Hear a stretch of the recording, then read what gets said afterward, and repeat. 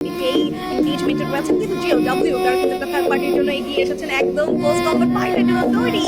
জিওডব্লিউ থেকে ট্রোবলস আসছে, flash fridge LBT base করে গেছেন এই জায়গা থেকে জায়গা ব্যবহার বের করতে করছেন অ্যাঙ্গেল ক্রিয়েট করছেন কিন্তু ডাউন আমাদের এই মুহূর্তে আর সেই খুবই বাজে সিনারিও বেশ কিছু করে ড্যামেজ না হচ্ছে বি ফোর্স থার্ড পার্টি করতে জিওডব্লিউ এর উপরে বেশ কিছু ড্যামেজেস নিউ চার্জ করে যাচ্ছেন ডাউন করবেন রিপকে রিপিং করা পসিবল কিনা আনস একটা কাউন্টার অ্যাটাকে আরেক প্লেয়ারকে তুলে নেবেন বি স্পোর্টসের কাউন্টার অ্যাটাক গুলো কি দিয়ে যাচ্ছে এই জায়গাটাতে ব্রেক অফ বেরিয়ে যাওয়ার চেষ্টা করেছিলেন তাদেরকে স্টপ করে দেওয়া হবে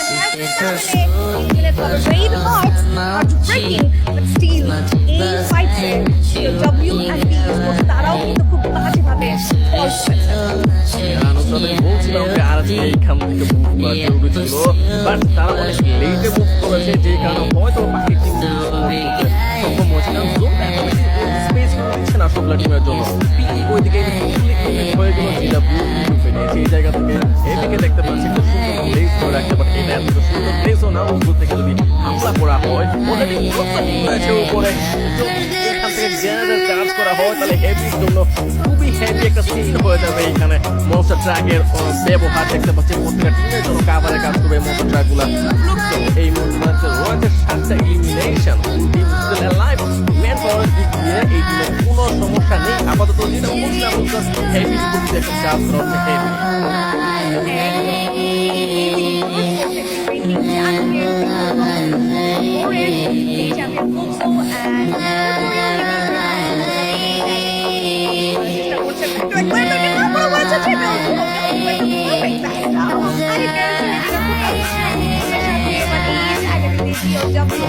তারা আবারও একটা পার্টিদের রেট অফ স্পিড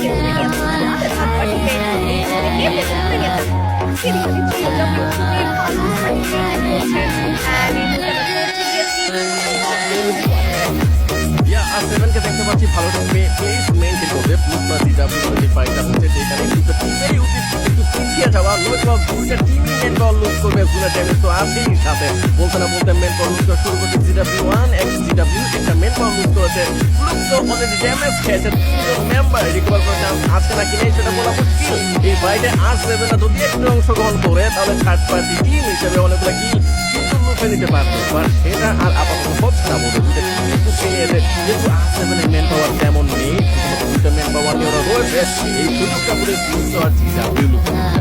আপাতত চান্স রয়েছে দুটো টিমেরই একটু দূরে সরে যাওয়ার, বাট সেটা আর হচ্ছে না। টিমের মধ্যে সেই জিনিসটা আর খেয়ালই করছি না আমরা।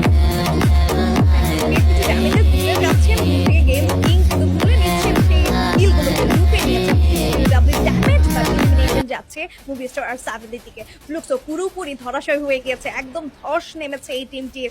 একই সাথে জিওডব্লিউ এবং আর7 চার্জ করেছে, but Jin still alive, but I think বেশিক্ষণ সার্ভাইভ করতে পারবে না। দূর থেকে আবারও আর7 জিওডব্লিউ দেরকে চার্জ করছেন এবং বাট জিন একা রয়েছেন, ড্যামেজ দেওয়ার চেষ্টা ছিল, বাট গেমস কিং এগেইন কিল চুরি করবেন এই জায়গার থেকে স্টিল করলেন অ্যান্ড পারফেক্ট এলিমিনেশন লিডার এমনটাই হওয়া উচিত। বেশ কিছু থ্রোবলস আসছে 2 against 4।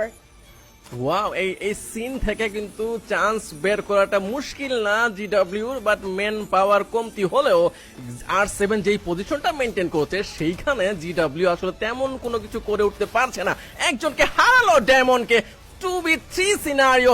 জোকার যদি এখানে একটু হেল্প করে টিমমেটদের তাহলে আরো বেশি ভালো হতো, বাট গেমার্স কিং ডাউন হয়ে গেছে। 1v3 সিনারিও খুবই ইজি সিন এখন জিওডব্লিউ এর জন্য। 13 এলিমিনেশন রয়েছে, জোকারকে চার্জ করা হচ্ছে and Joker is gone. Finally Nusrat, GOW একটা বুয়া পেল তাদের। একদম পারফেক্ট বুয়া মোমেন্ট সিকিউর করেছে।